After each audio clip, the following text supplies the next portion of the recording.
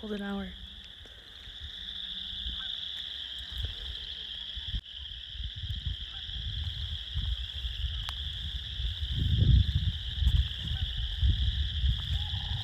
Sometimes you don't need that way off fireplace to look at the reflection of a sunrise or sunset in the beautiful lake pond. Kind of looks like a fish.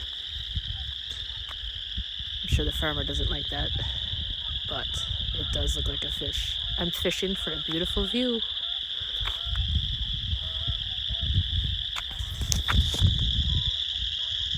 And there's lots of toads, frogs, crickets. The whole 10 yards has got the whole field here, and they're all saying hi and happy Easter to you. So you just take that and you take that over there and you go, well, with that. Yeah.